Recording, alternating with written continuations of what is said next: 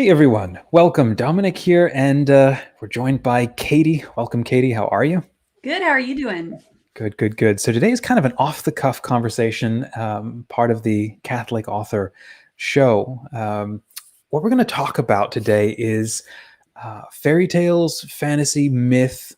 What is the line between fairy tales and mythology? So if you're watching this, please go ahead, hit like and subscribe. We're going to, as I said to Katy offline, I deliberately didn't prepare hard for this because I just wanted it to be an actual conversation where we're actually talking about what we think.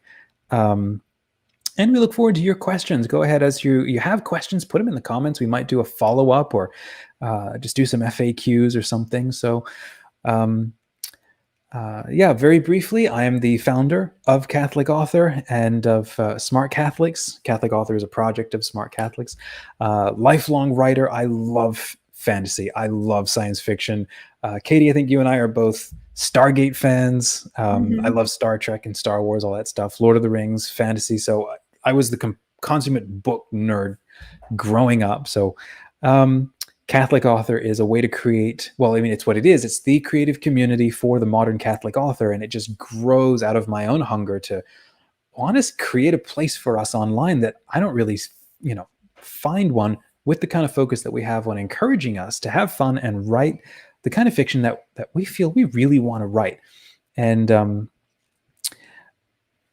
so we have these kinds of fun conversations right here. Katy, what about yourself? What's your story? Yeah, so I am a Catholic novelist and a humorist, and I love to write fractured fairy tales and parodies that are both their own self-contained fairy tales, but then also parody kind of a lot of the cliches that we often see as well. So that's my niche.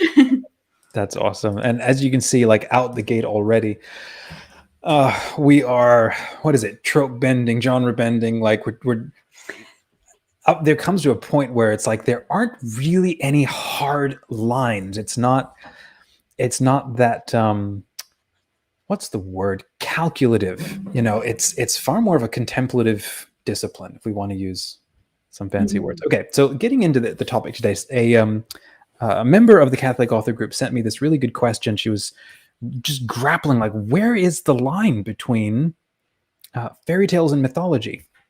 And I see both of those as nested under the larger concept of fantasy. Let's take a second and maybe define that for a second, because fantasy is not just Lord of the Rings. Science fiction is technically fantasy. Katy, you made that point offline. It's just fantasy with a different theme, a different skin. It's far more of a focus on science as the West has come to express it. It's usually more materialist, or it's kind of starting from a materialist standpoint and exploring how philosophy interacts with that. It's very much the dreams of our modern culture, imagining ahead and trying to understand our role in the universe and how to deal with this cosmos that often challenges our preconceptions.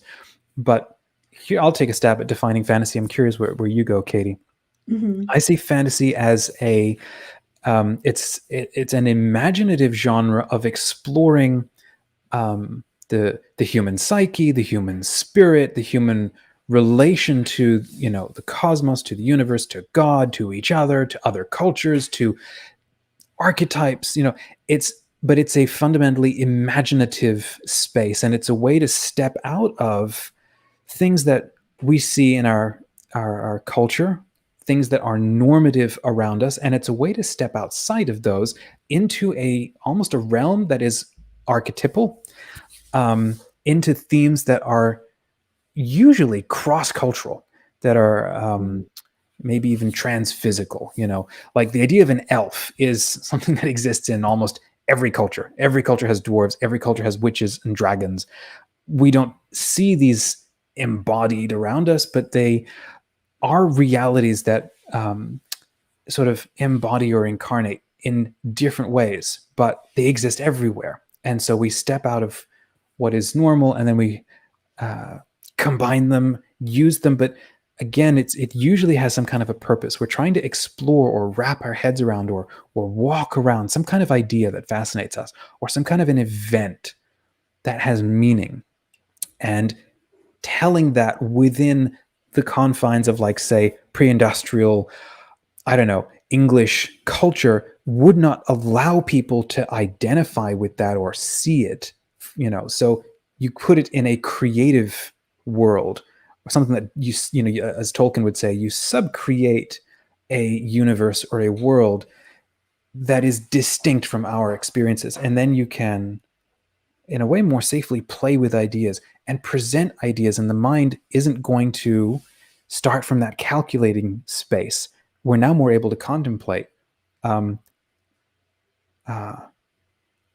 how to think of an idea without all of the things, the blinkers and preconceptions that we're used to bringing to things.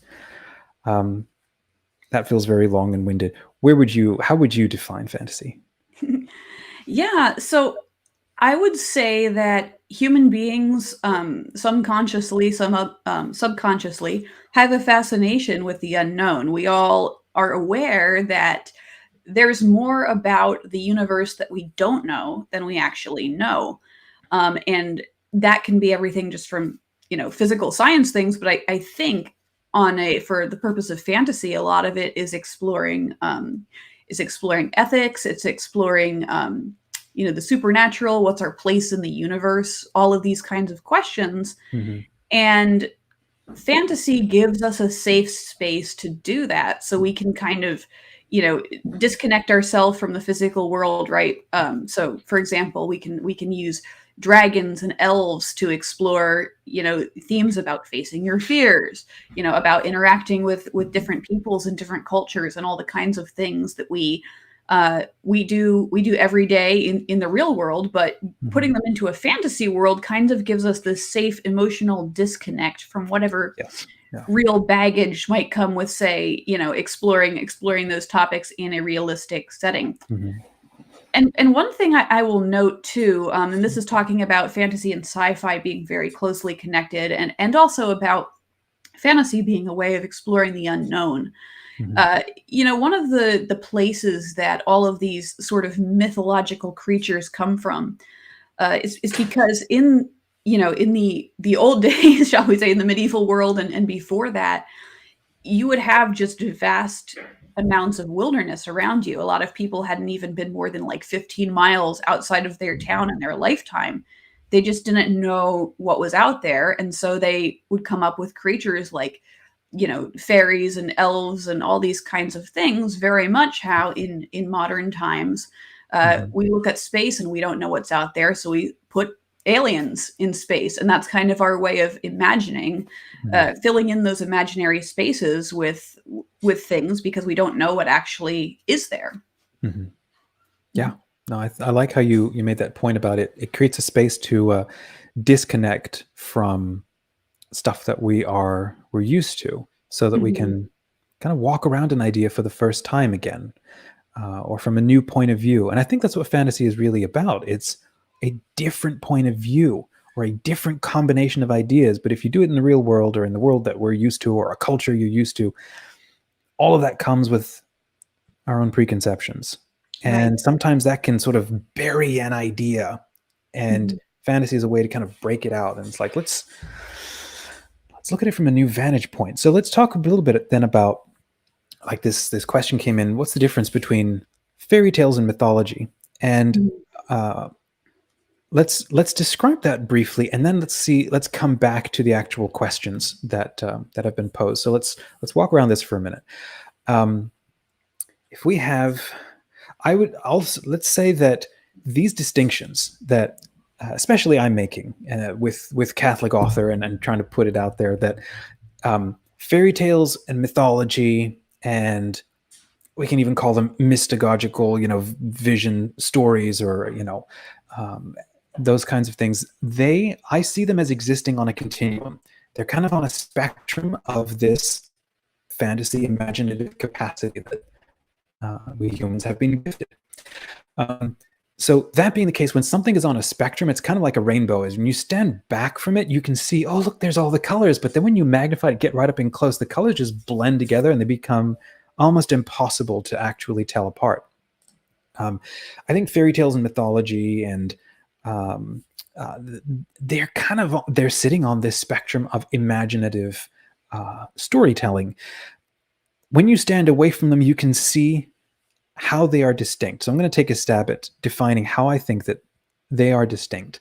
When I think about, well, there's a book I read years back. It was called The Uses of Enchantment. That was very formative for me, getting a sense of this one psychologist, or he's a therapist. His name was Bruno Bettelheim, and he would use fairy tales to help traumatized children reintegrate themselves, help them work through things that, blockages or, spiritual problems. And he would sit there and just read these stories to them over and over and over and over again. And when they were ready, then he would move on to the next story. And if they cottoned onto a particular story, then they would, they couldn't get enough of it. So he would just stay there, and he was trying to understand what is going on in this child. And his idea was that children are learning a new language, are learning the capacity to understand what's going on inside them, because their their soul is emerging and blooming and complexifying, and there's an inner language that is beginning to happen, a new capacity to understand who they are, how they relate to the world, and so on. So his whole book, The Uses of Enchantment, was very much about this idea that fairy tales help to they create like building blocks for an integrated psychology, a sense of who we are, how we relate to ourselves. And it's so fascinating to look at so many fairy tales, and you see things like Carl Jung's, research into dreams, and things like forests, for example, can often stand for a frontier or the wilds. And the child usually starts like Dante does at the beginning of the Divine Comedy. He finds himself all of a sudden one day at the edge of a dark forest, and he has to enter in, and he meets all these different creatures. And then he goes on this journey. And that's, fairy tales like that are Red Riding Hood, right? Or I don't know, half of the Russian fairy tales are like almost always on the edge of a great forest, because that kind of story is about how does the individual deal with the dangers of a great unknown. And then there are other stories where forests are very, safe and nurturing places, and so on. Stories like Cinderella, for example.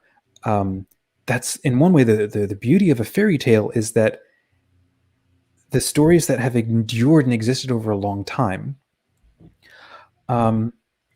they're just like onions with layers and layers of meaning. And the older you get, the more you can see in them. Like from one level, Cinderella seems like this lovely tale of surviving, but I see it very much as a fantastic story about what's it called? Survivor's guilt, and not allowing it to hold you back.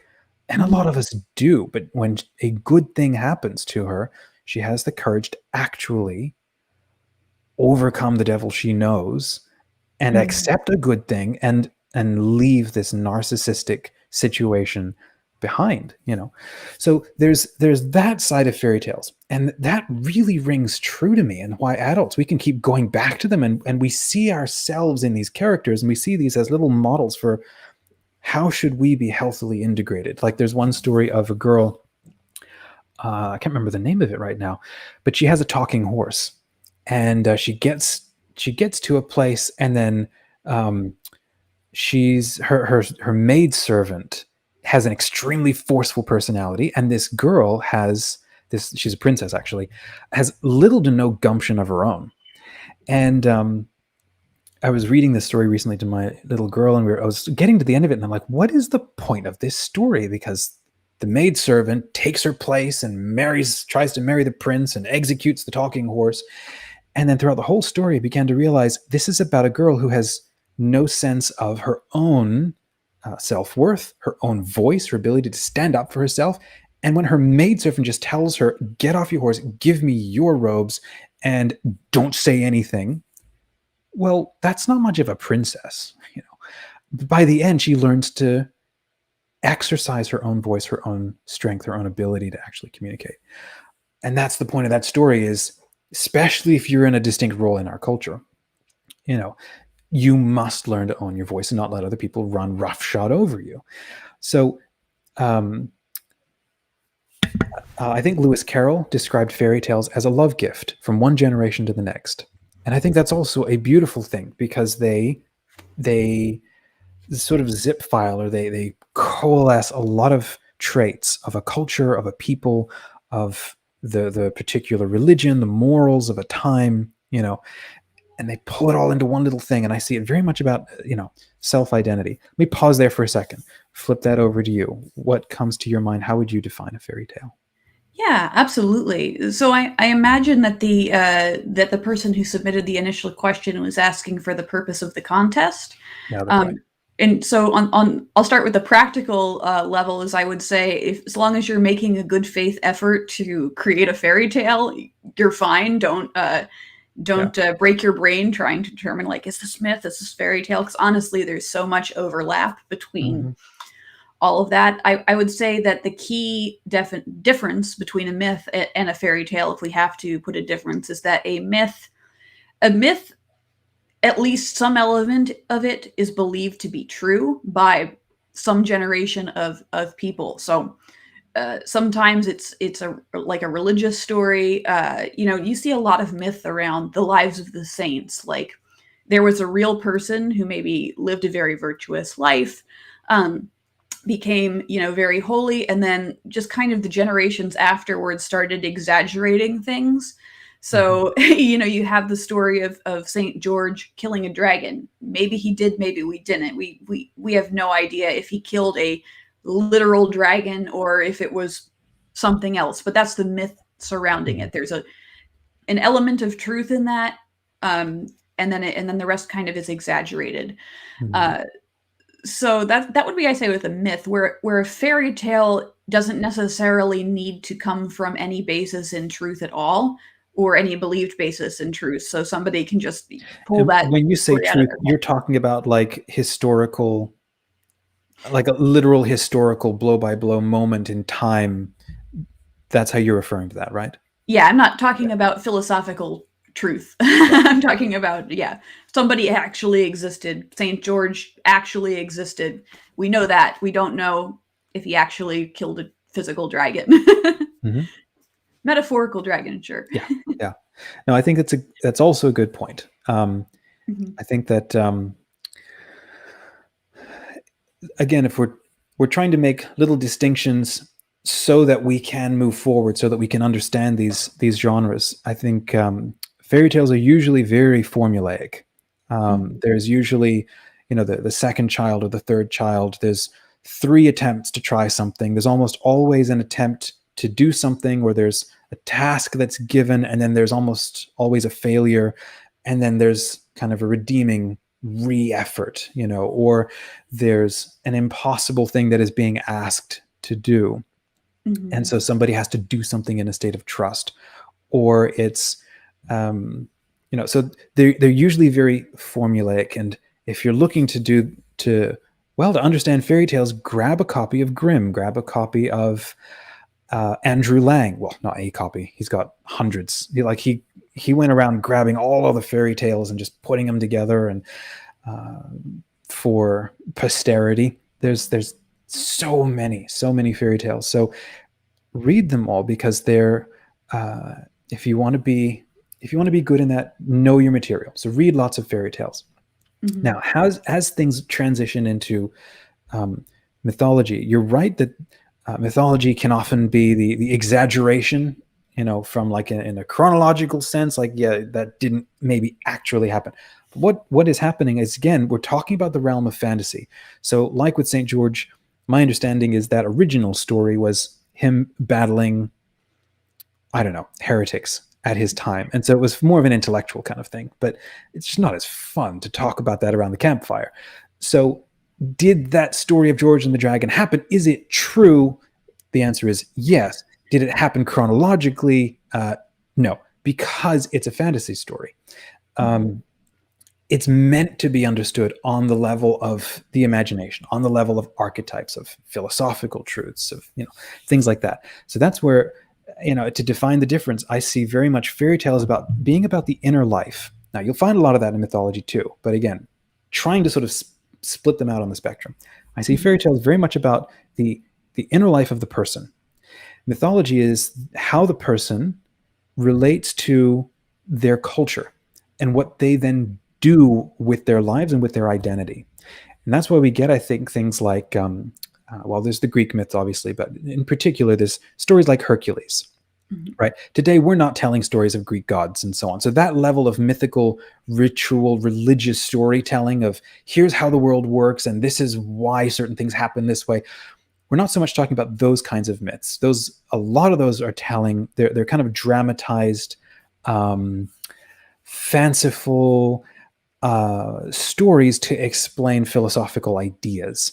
And some of them can end up being sublime, some are obscene, some are just completely opaque, and some are extremely childish, so that's a bit of a different thing. Here we're talking about mythology as we would probably try to write it. So Marvel, for example, superheroes, all of that is mythology. Not just in the sense of mythology being gods, but in the sense of humans trying to understand, how do I interact with my culture? How do I live out my identity? How do I interact with the gods? And we can bracket gods as being either the gods themselves or the great truisms of my culture, or the great, ideas that I can't change, that I break myself up against, they're very much stories about like transformation. Like I say, Lord of the Rings is very much a big mythical story. It's not a fairy tale, because myths often are much bigger than a fairy tale. They usually involve things like nations and great heroes and huge swaths of time and people, because they're meant to be massive. They're meant to be a lot bigger. And so Hercules is like killing his way through the constellations, and he's working, because he's trying to become a god and earn his place in Olympus. It's still very much of an exterior sense, so that when you get saint stories, for example, or religious stories that feel very mythical, it's like, well, it very well may be, because those tellings are. Did they actually happen that way? Maybe not. Like St. Catherine, I think, being killed and her wheel breaking and killing 10,000 people in the, it's like, okay. I think we lost the camera. It'll be back in a moment. But did it actually kill 10,000 people? No, it's like an exaggeration for effect. We're actually, in a way, we can't obsess about the actual on the ground chronological details, because we're dealing with archetypes. We're dealing with imagination. We're dealing with the kind of reality that exists behind all of the data. And it's the kind of thing that we see when we abstract from the data, like that sense of, and if anybody's taken like philosophy 101, right? First thing they tell you is that there's cup, right? But then there's cupness, there's the cupness exists in all cups. And humans are the only things that can look at a cup and then abstract this idea that exists behind all ideas of cups. And we know when something is a cup and is not a cup, because it matches up to that idea. That's the same thing I see fairy tales and fantasy and myth is doing. Is like, we're going to go play in that area. Curious if you have any follow-up thoughts on that. Yeah. I think you covered it pretty well. I think, yeah, especially particularly about fairy tales, mythology is just a lot bigger. Technically, fairy tales are very often about individual people. You don't even know what country they're taking place in a lot of the time. A lot of times they're not even named, and for a reason. Yeah, it's usually an individual. A lot of times it's a princess, but very oftentimes it's just an ordinary person, or like a peasant or something like that, and it stays with them from their point of view. So it doesn't really matter what the larger world looks like. So yeah, none of these rules I think would be, again, there's so much overlap you could do, but these are just some observational distinctions. I think that's true. They usually are very tightly focused on an individual person. A lot of times they are how a person butts up against, say, the spiritual realities. So somebody like in Ireland, their stories are full of what do you call them? Pixies and sprites and the fairies in the hill, and how to respect them and how to live in a sense of reverence for spiritual realities, and how doing the wrong thing brings the wrath of these spiritual realities down on you. And, whether or not they are true, or whether or not, they are real anymore, is almost beside the point. It's kind of like obsessing over whether something is real or not. You have to define, well, what does real mean? It's like, let's some say, I don't know, Santa Claus doesn't exist. He's not real. It's like, well, hold on a minute. What do you mean by real? Because if you use that same level of analysis, how does the United States exist? How does the idea of a president exist?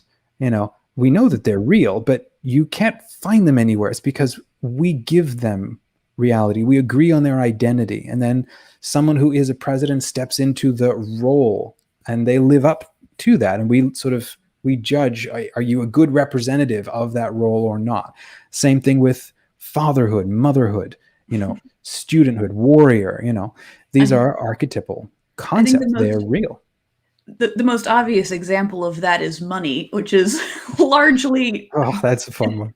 Abstract concept. Like, when was the last time you used cash? Probably not that much. It's all sort of imaginary in this. It's very abstract way of thinking, but it's still real. It's very real. It affects our lives, right? Yeah. And so that's where it's that, I guess you could call it that meta level of reality. And that's what fantasy goes and plays with. And that's what fairy tales are bringing up before our minds, especially. And I think this is a big challenge with us in the last 500 years, is we've had this growing disconnect between what we define as the spiritual world and the physical world.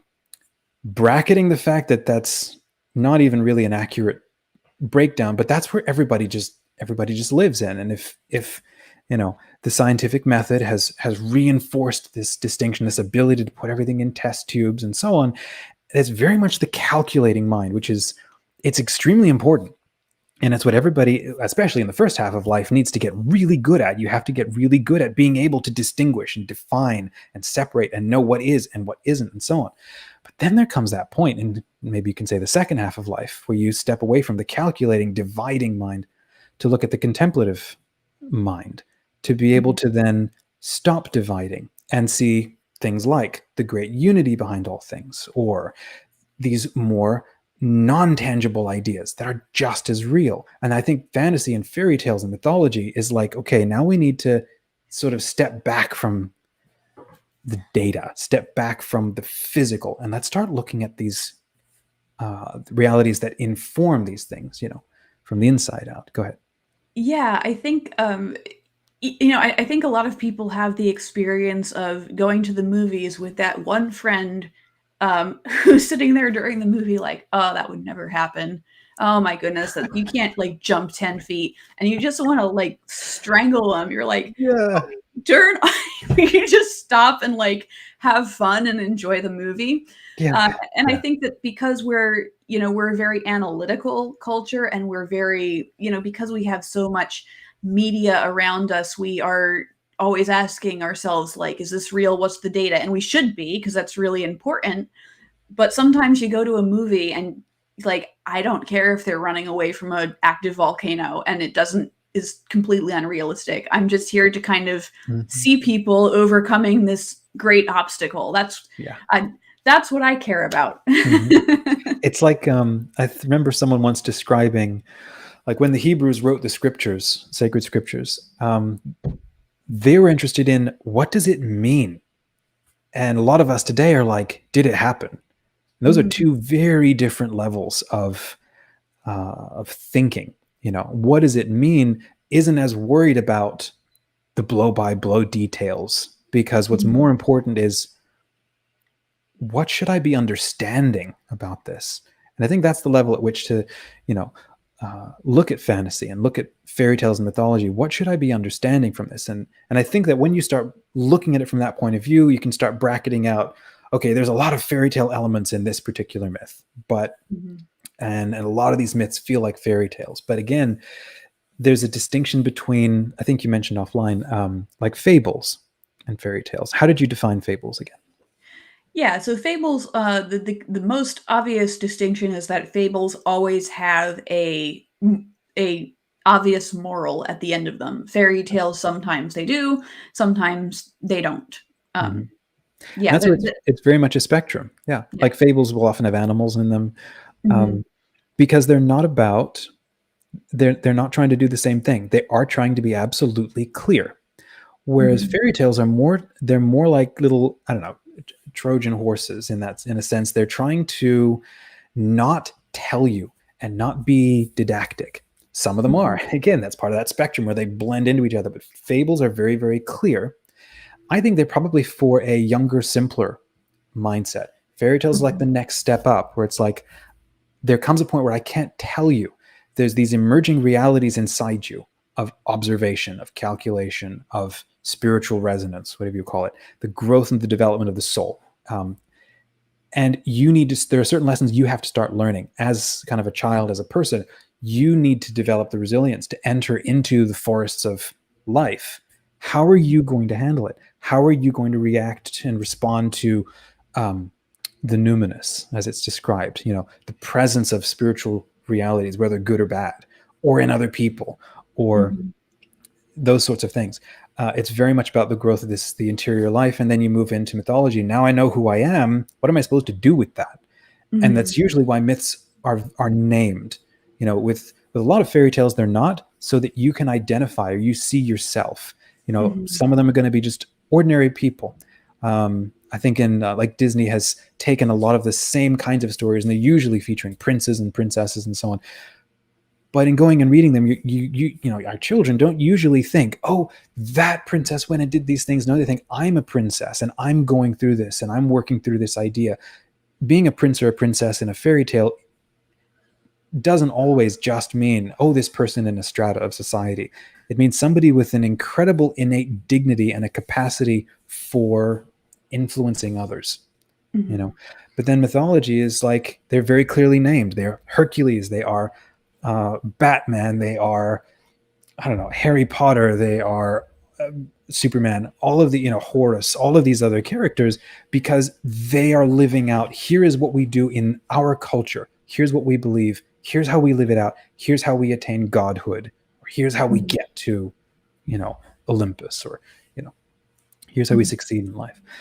Um, let's turn to let me read aloud the question then that came through that prompted this chat, and see how we've answered this. So she said here again, what is the difference between the line drawn between myth and fairy tales? She says, quote, I read the post on rewilding enchantment. The concepts in the article make sense to me, but I didn't provide a lot of concrete examples of what the self-identity development would look like in a fairy tale. Mhm. Um, I think maybe we did a little bit more of that here today. She says, I've written a few fantasy stories that might count as fairy tales, but I just can't tell. How do I tell if they're focused on self identity or identity in the tribe? And she wraps up saying, it bothers me. I'm not quite getting this. I really want to understand it. I went to a state university, and while I learned a lot about the craft of art and writing, modern philosophical outlook on art, that the professors pushed on us as alien to the Catholic outlook, I'm really eager to dive deeper into these topics, and so on and so on. So, off the bat, any thoughts So, that so you'd like to share? my first thought is just submit your story. Yeah, don't overthink it. Just, yeah. Yeah, just submit it. We'll say it's a fairy tale, whether it is or not. Mhm. Um, so the story of self identity, you know, I would look at that as a character arc. I think would be a little bit of a simpler or more modern term for this. Is, Mhm. you know, where is the character starting and where do they end up? Mhm. Yeah, you know, I think in fairy tales, having you know, it might be more important, not necessarily a black and white thing, but more important to have a more developed character. So somebody who maybe starts off really weak somehow, whether that's physically, whether that's, you know, they don't have a lot of self-confidence, and then Mhm. by the end they've achieved self-confidence, they've, you know, become a king, become a queen, Mhm. whatever it is they need to. Whereas mythology, we oftentimes have like these gods, and they do sometimes have character arcs, but I don't know that it's quite I think that's a as really dark. good distinction. I'm Yeah. actually trying to think of any fairy tale character that was a Mary Sue that started good and stayed good the whole way through. And I actually can't think of any. Do any come to mind?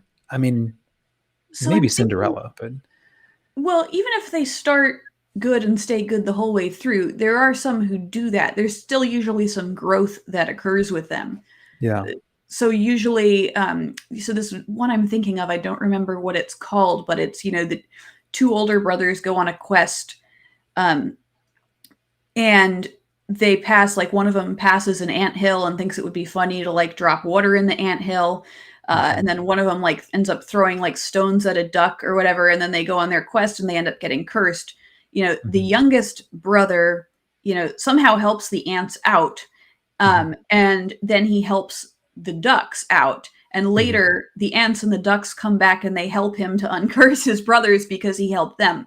Yeah. So the point of that story is obviously he's good and he stays good, but because of the good actions he took, he was able to face this trial, face this puzzle, and have friends join with him and help him to Mhm. uncurse his older brothers.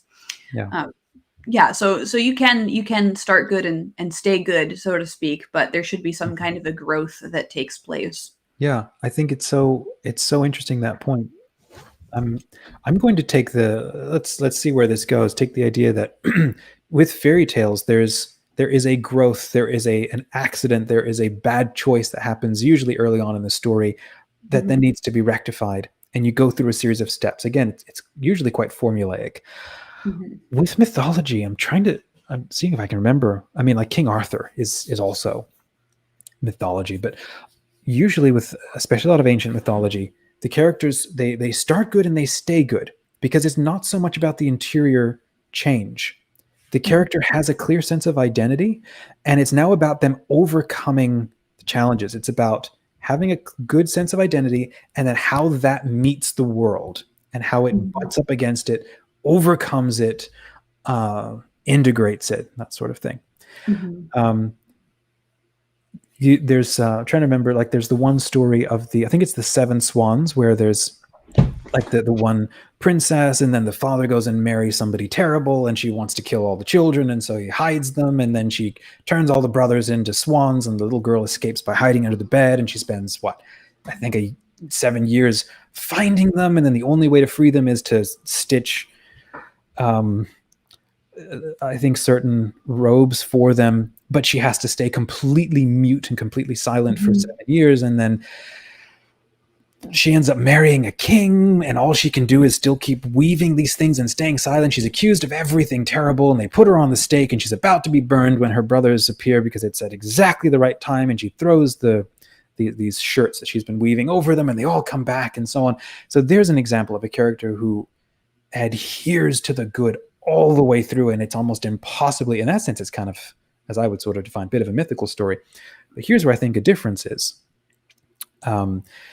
With Again, it makes a lot of sense to me right now that fairy tales are kind of like deconstructed spiritual ideas, or psychological realities, right? mhm, So a lot of times you'll have three brothers, and the first two are jackasses, and the third one figures it out. Or there's two brothers, like the story you just referenced. I see this mhm, very much as being sort of dramatized versions of what happens inside us. Half of us wants to go and do this one thing. And then, okay, let's go ahead and do that. That's the older brother. And he does it wrong, and he is rude, and he's hard, and everything goes badly. mhm, All right, now let's see if we try this the other way. Let's try being good all the way through and see what happens. And then there's usually the redemption of the other side. I remember someone once describing the four hobbits in Lord of the Rings. They used to be apparently one hobbit, and then Tolkien realized, one, you can have a lot more narrative and literary fun if you take that one hobbit and you split it into four, and that way each one is, as a character, a dramatization of an interior kind of person or a state that someone is going through. Um, mhm, so I see fairy tales really doing that. They're taking the different aspects of a character or of a person or of an identity, and they're splitting it up and kind of showing you, here's how those things meet the world. which should you be or live out? How should you integrate those? But then kind of once you figure that out, then you go on. Now, as that relates to us telling stories today and the sort of bigger sci-fi fantasy genre, well, we mix and match constantly. Like, Lord of the Rings is mythology, but the story of Frodo or Bilbo, it's very much of a fairy tale in that sense of, here's who I think I am, but now I'm going to go on this journey to figure out who I actually am. Mhm. And in doing that, find out how I interact with culture and the world around me and the great truths of things. And in that sense, it's a little bit more like life because it's far more complex and less formulaic. Mhm. Yeah, So, well, go ahead. I think that's the beauty of it, right? Is that, a carrot is good if you eat it by itself. If you mix it with other vegetables, you can make a soup or, a stir fry or something that's even better. And that's the Mhm. same with all these different methods of storytelling, mythology, fantasy. They're great apart, better together. Like, why not? Go for it. Yeah, exactly. All right, let me go back, and we had another little question that came in. Someone had shared, how do you determine what is morally permissible for a Catholic author in the fantasy or fairy realm? You want to take a stab at that? That's a fantastic question. And Big one, loaded one. yes, because I'm not sure. There's a couple of ways I could see this question going. So I'd be interested to follow up with that person to see if they're specifically are they talking about like magic? Or are they talking about things like, all the stuff, sex, violence, swearing, stuff like that? Mhm. So I think I would take a stab at, well, both. I'll start out with the magic one just because I know that's kind of controversial in the Catholic community specifically. So what I would say, or how I would approach this, is first of all, I think that there's a major distinction to be made between, your fairy tale, fantasy magic, and like the occult. Like people trying in this world to access things, to like access the spiritual world outside of the authority of the church. Stuff like that is very, dangerous and not something we would allow. Uh, Fantasy and fairy tales, though, nobody's going around saying that stuff is real. I mean, some people are obviously, but we're not going around saying like, you can really wave a magic wand and say the magic word and get a donut or whatever you're trying to do, right? We know that this is fantasy magic. So I would say if it works within the rules of the universe, just like in the Marvel universe, some people can fly. That's not playing God in that particular universe. That's how God works. So if somebody in your universe has magical powers that they have and that they were born with, they're working within the natural laws of that particular universe, not against them. They're not trying to access things that they shouldn't access as a human being. So that's why I know Harry Potter is controversial for a lot of people. I have no problem with the magic in Harry Potter. It's like they're wizards. They're in this world. Some people are magical. Fine. We know in the real world we don't try to mess with that kind of stuff. But it's a fantasy world, so that's fine. So that's what I would say about the magic side of it. Is your character trying to be God? Are they trying to, access things they should not be trying to access as a person? You don't want to condone that. And obviously you can show it as a bad thing, right? But you don't want to be like condoning that. But don't worry about your regular fairy tale magic. I would say that's fine. For the other part of the question, sex, violence, and swearing, things like that. So I will tell you how I approach these things. I think that you should always approach these topics, prayerfully, and if you're unsure, with the guidance of a spiritual director. But first of all, starting out with sexuality. So for the purpose of our contest, we want to keep it like a PG-13, rating. But from a philosophical standpoint, right, as Catholics, we have to remember first and foremost when we talk about sex, when we depict sex, that it is a good thing. It is a gift from God, and we should never approach it as something that's Only dirty bad or guys something. do, or something. Yeah, only the bad guys have sex, right? It's like no. So I think it should always be approached from that. Like I wouldn't use the words. Sometimes I've seen people use words like impurity, in or unchastity as a direct parallel to sex. Mm. That's not correct. Um, so in the proper context, in the proper context, it's Mhm. very pure and very chaste. Um, so how I approach it is, first of all, I don't show anything. It's also something that's very sacred and very intimate. So I'm not like, showing things, right, that I Mhm. don't want to. But like, yeah, I'll have an innuendo here and there. I am not above that. I am totally Mhm. fine with that. And also sometimes I will like, I think it's very important that people act within human nature, right? So Right. people don't have to be perfect. They don't have to be perfect in their sexuality and how they express it. And I don't think we should necessarily hold back from showing people as they are. The Bible certainly doesn't. I think there's a Mhm. difference between showing something and condoning something, and so Mhm. that's how I would approach that. And Yeah. for things like for violence, I would just say like, what's your what are you trying to accomplish here? Because I think some violence can be used because again, it's real. It's something that's in the real world. It's something we have to face and deal with. Mhm. So Yeah. my question would be, what are you trying to say with this violence? Are you just trying to go for shock value? Are you trying to be like totally over the top just to show how edgy you are? Like, I would think about that. I don't think there's like a hard and fast Mhm. line necessarily, unless you're going for like a specific audience.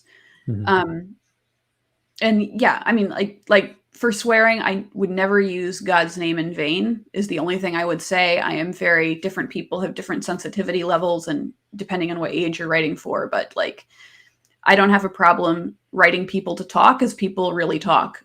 Mhm. So I yeah, think that's the key answer you've identified there.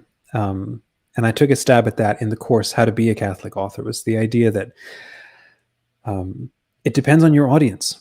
I mean, if yeah, you're 50 years old and you're writing for other 50, 60 years old people, you have a mhm, confidence or a fluency in just the realities of life that you wouldn't write about for 13, 14 year olds, yeah, And if you're young, if you're in your 20s, if you're in your teens, write about things that um, are appropriate for where you are in life, and just don't go near the ones that you're not ready for. And obviously, if you're part of the Catholic author community, especially if you're in the teen group, we do encourage parents to be involved and to sign off on the things that the teens write, students write. But if you're in the adult group, then have a clear sense of who your audience is and what they are used to. You know, knowing that opens up a lot of clarity for you. If you're writing for an extremely non-Christian audience, and they're used to specific things, then you know how far you're prepared to go. But again, it comes down to not condoning something, and that's where there's like a whole lesson devoted to the idea of go deep, like actually mhm, go deep. Don't just skim around on the surface. If you're dealing with something like you know sin and pain and doing things the wrong way, don't just sit with like the two simple senses of, oh, here, this is good, this is bad. It's like, well, people don't actually live that way. We actually don't mhm, even think that way. um, especially if you're writing for a more adult, a more mature audience, and you want to be taken seriously in that sense, being graphic is very different from being real about something, mhm, you know and so obviously that's a much bigger topic that we don't totally have to get into. But I think knowing your audience and you deciding what is you know how far you're comfortable to go. But as far as the question, what is morally admissible, um, especially as it relates to like fantasy, bringing it home a little bit here, um, I think pretty much anything is, quote, admissible in terms mhm, of how you want to explore, as long as you have a sense of why you're doing it. What does it mean within the world that you're creating? Like you raised the point of like Harry Potter. No, it's not in the actual world. It's about as much in the actual world as Narnia is. It exists in like an alternate kind of fantasy universe where certain laws are suspended and others. And it's meant to give you a freedom to step away from preconceptions and rethink about things, and see them through a different point of view. If you have questions, go ahead. Yeah, I was just gonna say, you just if you're not sure, write whatever you want and submit it to the community. And there's a lot of smart people on there who will give you advice. Don't be afraid. Mhm. We're not Yeah, going to and spite you for doing the wrong thing. I think that's a good place to wrap. One of our big laws in the Catholic author communities is zero negative feedback. Mhm. We won't do it. Please don't you do it. And if we see it, we'll just take it away. It's not helpful. Providing critical feedback is not, and it shouldn't be negative. It should Mhm. always be affirming, positive, clarifying, uplifting, because that's what we would want to have people give back to us. So if you have questions after watching this, please go ahead. You can put them in the comments. You can ask them. We'd love to hear what you think.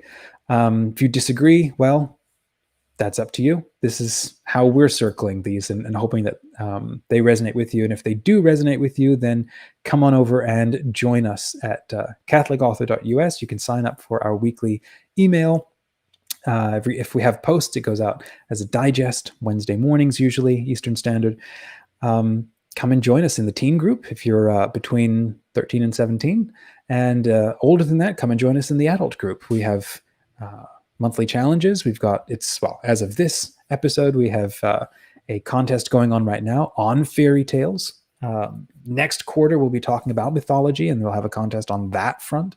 So this is a discussion that we're going to keep coming back to, because as it relates to fiction and fantasy, it's these are really important themes, and just sort of circling them and having a sense of clarity about them helps us combine them. It's kind of like a cook or a chef. You have to know what your ingredients are on their own so that you know how to then combine them. But if you're not used to thinking them through or reading more deeply, it's a really good idea to do that. So keep writing and keep reading and keep watching movies. That's really important.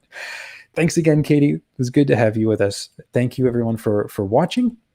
And if this was helpful, share it with the one person you think would like to see it. And then come and join us, CatholicAuthor.us. Come and join the community.